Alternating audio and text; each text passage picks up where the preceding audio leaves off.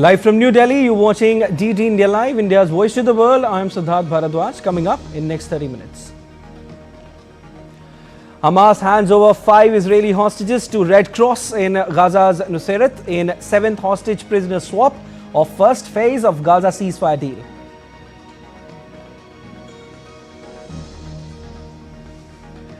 In an unprecedented shakeup of US military leadership, US President Donald Trump fires top US general.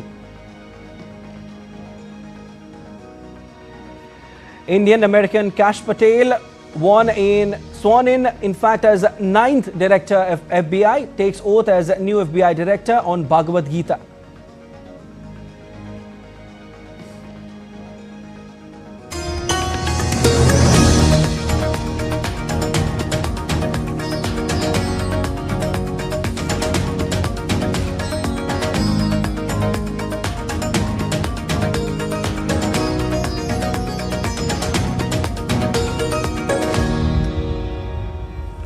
Hamas released 5 Israeli hostages on Saturday in exchange of hundreds of Palestinian prisoners as part of a hostage prisoner swap under the ongoing Gaza ceasefire deal. Hamas handed over Elia Cohen, Omer Shemtov and Omer Wankert to the representatives of International Committee of Red Cross in central Gaza's Nuseirat.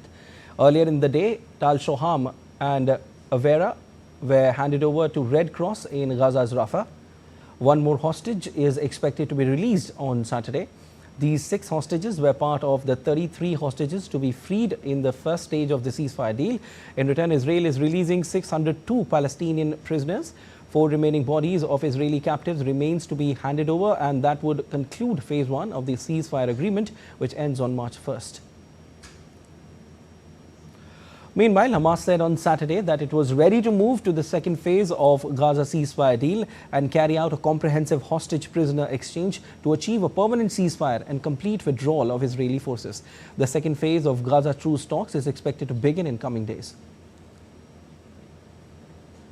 Emotional scenes in Israel as friends and family broke down in tears watching 40-year-old Tal Shoham and 39-year-old Avera being handed over to the Red Cross by Hamas. Shoham's family gathered at Belenson Hospital in central Israel, anxiously watching the handover live on TV. Both hostages are now back in Israel. The body of Israeli hostage Shiri Bibas has been identified at the Institute of Forensic Medicine days after a mistaken handover by Hamas sparked outrage and threatened the fragile Gaza ceasefire. Israeli army radio confirmed that Bibas was likely killed in captivity along with her 2 young sons. Her community says she will be laid to rest in Israel beside them. The handover follows Israel's accusations that Hamas committed a horrific violation by previously sending the wrong body and falsely identifying it as Bibas. And DD India correspondent Jessica Taneja joins us live on this. Hello, Jessica. What is the latest update you're getting on this?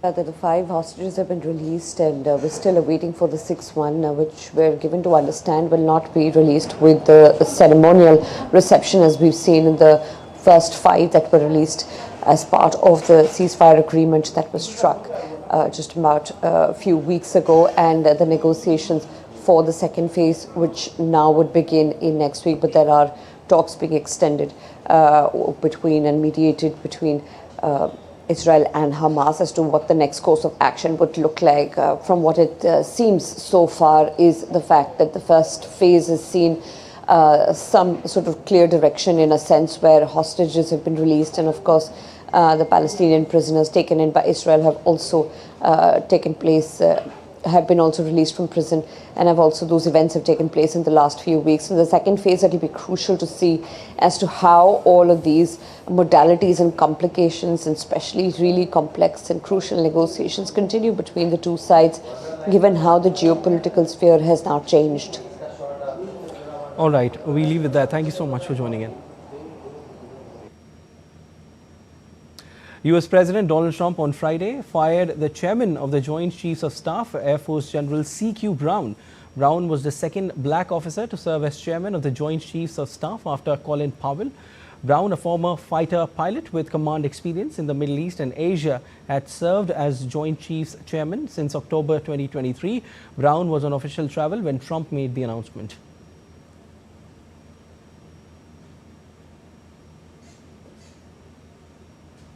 Trump, in a social media post, thanked Brown for his over 40 years of service. He further announced that he would nominate retired Lieutenant General Dan Razin Kane to succeed Brown. Trump will also replace the head of the U.S. Navy, a position held by Admiral Lisa Franchetti, the first woman to lead a military service, as well as the Air Force Vice Chief of Staff and Judge Advocates General for the Army, Navy and Air Force. Kash Patel took oath as the Director of Federal Bureau of Investigation on Saturday, placing his hand on the holy book Bhagavad Gita, became the 9th person to lead the agency. The oath ceremony was administered by the U.S. Attorney General Pam Bondi in the Indian Treaty Room in the Eisenhower Executive Office building on the White House campus in Washington. Following the oath, Patel said that he was living the American dream and added that a first-generation Indian is about to lead the law enforcement agency of the greatest nation on earth. He also made a strong commitment to ensuring accountability within the FBI. Generation Indian kid who's about to lead the law enforcement community of the greatest nation on God's green earth. That can't happen anywhere else. There will be accountability within the FBI and outside of the FBI, and we will do it through rigorous constitutional oversight starting this weekend.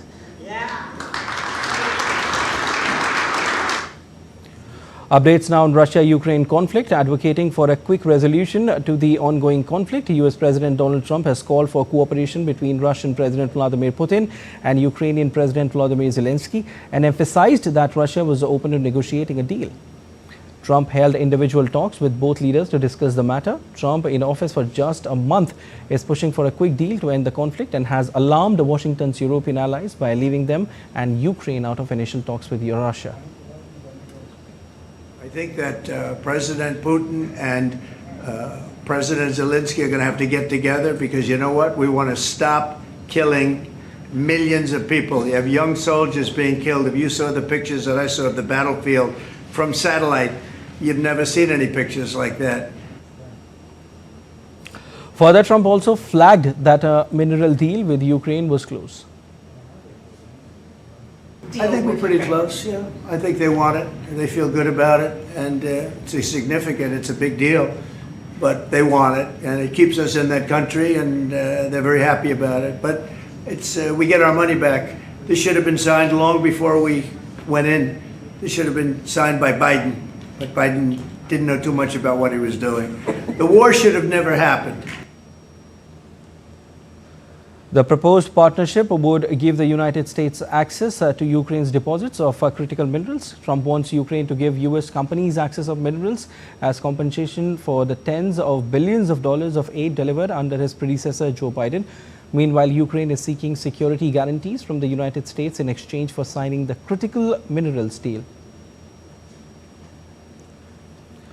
While during his nightly address, Zelensky said that his government was working with Washington on a draft agreement aiming to strengthen weakening relations between the two countries. The teams of Ukraine and the United States are working on a draft agreement between our governments. This agreement has the potential to strengthen our relations, and the most importantly, the details must be arranged in a way that ensures it works. I hope for a result, a fair result. Meanwhile, U.S. Secretary of State Marco Rubio on Friday called for an immediate ceasefire in the Eastern Democratic Republic of Congo in a phone conversation with Kenyan President William Ruto. Both leaders discussed the ongoing conflict in Eastern Democratic Republic of the Congo, including the unacceptable capture of Goma and Bukavu by the Rwanda-backed M23 armed group. German politicians made a final scramble for votes on Saturday on the eve of key parliamentary elections. Conservative frontrunner Friedrich Merz told supporters that under his leadership, Germany would take responsibility in Europe. The most important task of the next federal government and the person who heads this federal government will be to once again vigorously fulfill Germany's responsibility in the European Union. Under no circumstances can things remain as they are now. We must and we will change that. Wir wollen und müssen auch hier While Social Democratic Party candidate Olaf Scholz said that his country was committed to a strong Europe and criticized the American transactional approach to politics. A favorite word in American politics is transactional. That is something that does not characterize German politics. We are committed to a strong Europe. We are standing up for Ukraine because it must not be left alone, not just because there are minerals there. This time, migration and the economy have been among the top issues for the Bundestag election. Sunday's vote is being held more than half a year ahead of schedule after Chancellor Olaf Scholz's three-way coalition collapsed in November last year. And now let's take a look at other stories making news around the world. At least 3 people were killed and 74 others injured when the roof of a food court collapsed at the Real Plaza Mall in Trujillo, northern Peru on Friday. Authorities fear the death toll may rise as rescue teams intensify efforts to locate people trapped under the rubble. The Peruvian government has deployed emergency responders to the site and investigations are underway. The Financial Action Task Force, a global anti-money laundering watchdog, announced that it has removed the Philippines from its grey list. Meanwhile, Laos and Nepal have been newly added to the list due to concerns over financial transparency. The world's largest vehicle carrier, Hogue Aurora, crossed Panama Canal on Friday. The transit of this huge vessel, which is capable of transporting approximately 9,100 cars, indicated the canal's strategic importance in global maritime trade. And still to come on this edition of DD India Live. UN Security Council urges Rwanda to stop supporting M23 in eastern DR Congo. EU Chief Ursula von der Leyen to visit India on February 27-28. India's flagship event for electrical and power sector, Elecrama 2025, unveiled at India Expo Mart in Greater Noida.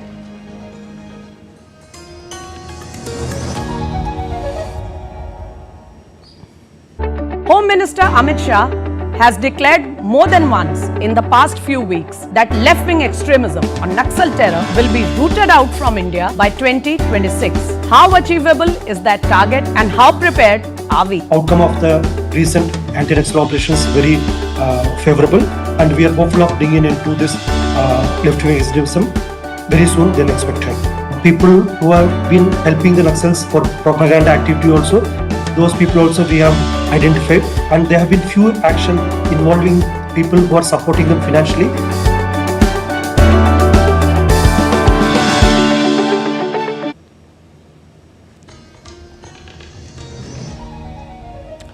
You're watching DD India Live. I'm Siddharth Bharadwaj. The United Nations Security Council on Friday called on Rwanda's military to stop supporting the M23 rebel group in the Eastern Democratic Republic of Congo and immediately withdraw all troops from Congolese territory without preconditions. The 15-member council unanimously adopted a French-drafted resolution urging the DRC and Rwanda to return to diplomatic talks to achieve a lasting peaceful resolution. The UN resolution strongly condemns the ongoing offensive and advances of the M23 in North Kivu and South Kivu with the support of Rwanda's defense forces and demands that M23 immediately stop its hostilities and withdraw. France's permanent representative to the UN, Ambassador Nicolas Darrivière, said the resolution sends a clear message that there is no military solution to the conflict in the east of the DRC. The Rwandan forces must without delay withdraw from Congolese territory, as has already been declared by the United Nations Secretary General as well as the members of the Security Council. MONUSCO needs to be able to carry out the mandate for the benefit of civilian population without being obstructed in its efforts or its freedom of movement. An out-of-control waterborne disease outbreak in southern Sudan has killed at least 24 people and left more than 800 others in hospital over the past 3 days.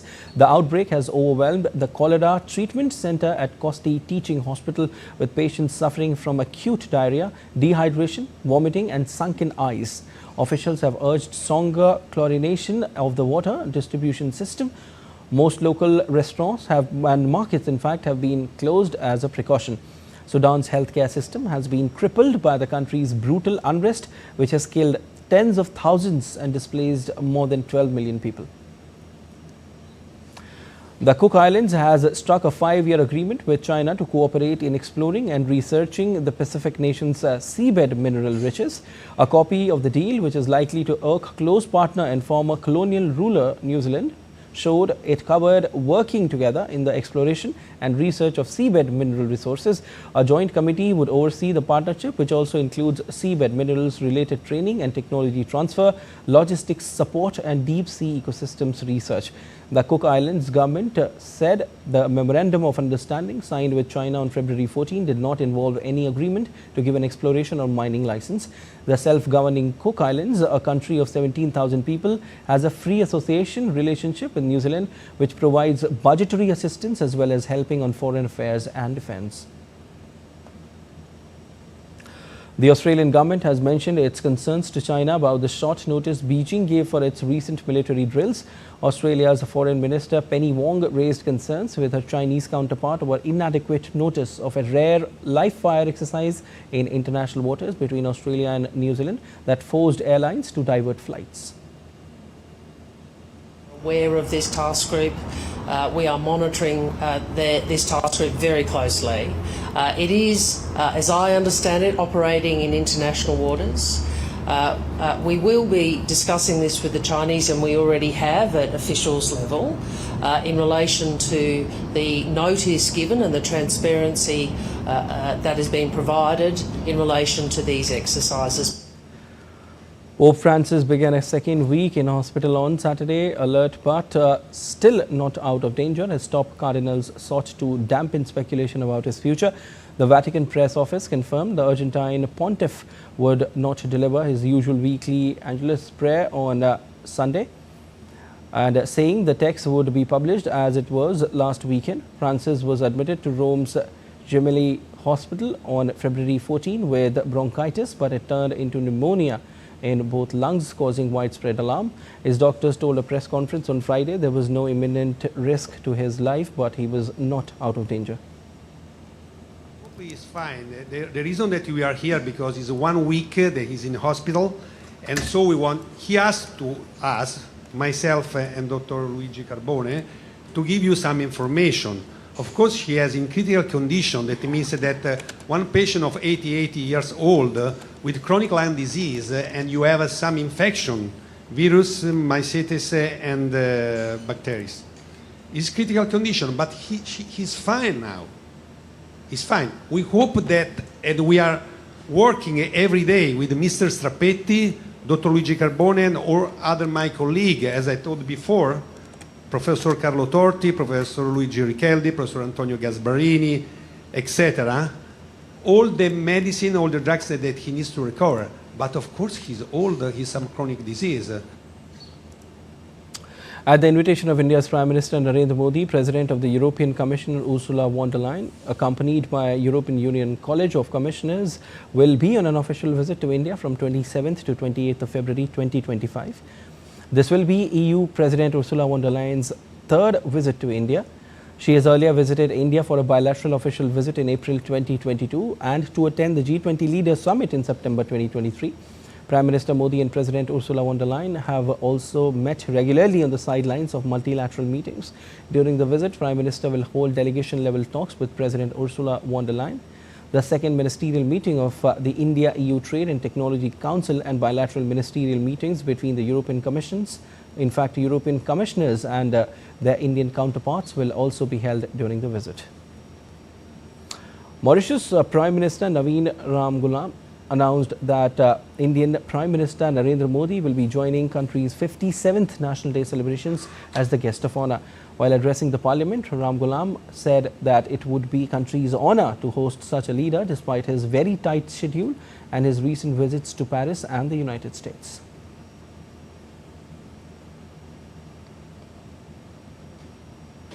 In the context of the celebrations of the 57th anniversary of the independence of our country, I have great pleasure to inform the House that following my invitation, His Excellency Sri Narendra Modi Prime Minister of India has kindly agreed.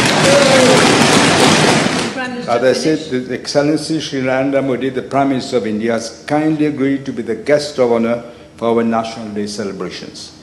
It is indeed a singular privilege for our country to host such a distinguished personality who is doing us this honor, in spite of his very tight schedule and in spite of his recent visits to Paris and the United States. He has agreed to be here as our special guest. The visit of Sri Modi is a testimony of the close relations between our two nations. The country will celebrate its National Day on March 12. Last year, President Draupadi Murmu participated in 56 National Day celebrations of Mauritius as the chief guest. And Delhi University organized its 101st annual convocation on Saturday. Education Minister Dharmendra Pradhan attended the event as the chief guest.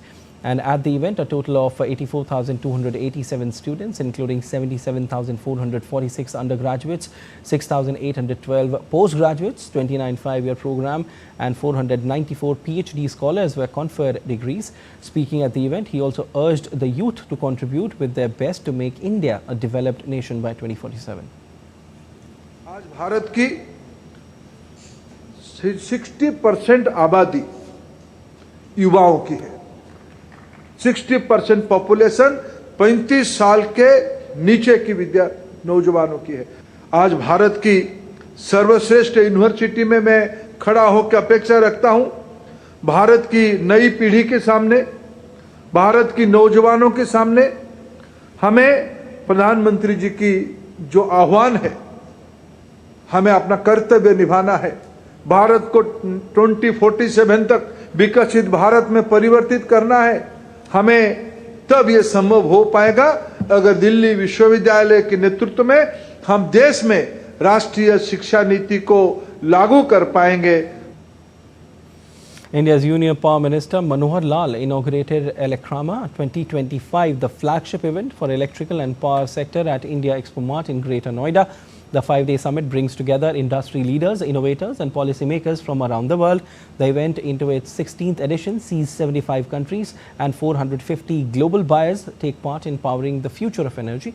The Energy and Power Symbiosis serves as a premier platform for showcasing cutting-edge technologies, fostering business collaborations and shaping the future of electrical industry. While speaking at the summit, Union Minister Manohar Lal also spoke about India's growth in renewable and solar energy. Energy 2014 से लेकर और अभी 10 साल में हम 200 से ऊपर gigawatt इस समय हमारी कैपेसिटी हो गई है, and which is 2.81 times in this last decade. 2.81 times ये हमारी प्रोग्रेस, ये अपने आप में कुछ इबारत लिखती है। कोई एक इस विषय पर हमको जरूर ध्यान रखना चाहिए। And solar energy as far as it concern, इसमें हमने इन 10 सालों में 38 टाइम्स हमने ग्रोथ की है।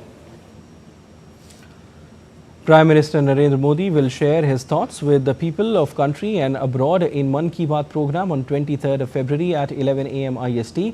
It will be the 119th episode of monthly radio program. The program will be broadcast on the entire network of Akashvani and Doordarshan, the AIR News website and the News On Air mobile app. It will also be live streamed on the YouTube channels of AIR News, DD News, PMO and the Information and Broadcasting Ministry.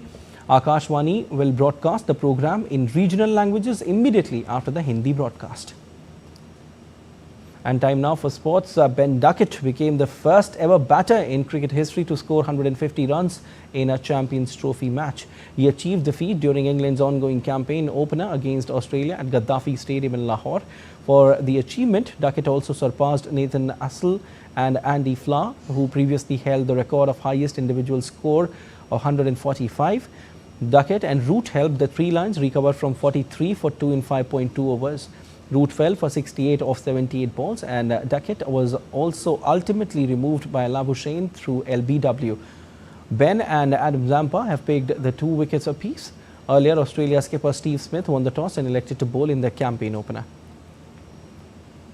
Argentinian Francisco Komesiana stunned world number 2 Alexander Zverev on Friday with a 4-6, 6-3, 6-4 win in the quarterfinals of Rio Open. Komesiana turned heads in his Grand Slam debut match last year when he handed 6th seed Andrei Rublev a first-round exit from Wimbledon. Friday's win in Rio de Janeiro is the 24-year-old's first victory over a top 5 ranked opponent. Zverev landed 3 aces as he won the first set, but Komesiana fought back, converting 2 break points to win the second. Komesiana will face Alexandra Muller in the semi-finals on Saturday. The World Anti-Doping Agency has dropped its lawsuit against the US counterpart in a dispute involving 23 Chinese swimmers who failed drug tests in the lead-up to the Tokyo Olympics. Reports of the positive tests led to a war of words between the two agencies, and an investigation by Swiss prosecutor Eric Cotier claimed that WADA had not in fact shown favoritism or complacency toward China. The US Anti-Doping Agency had argued that the swimmers should have been provisionally suspended and blasted WADA for alleged lack of transparency. WADA said it was vindicated by Cotier's findings. And that's all for this edition of DD India Live.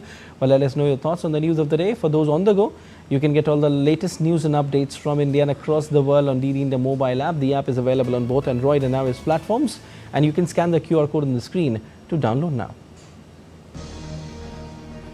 We'll be back with more news as it breaks here on DD India. I'm Siddharth Bharadwaj from all of us here in Delhi. Thanks for watching DD India Live.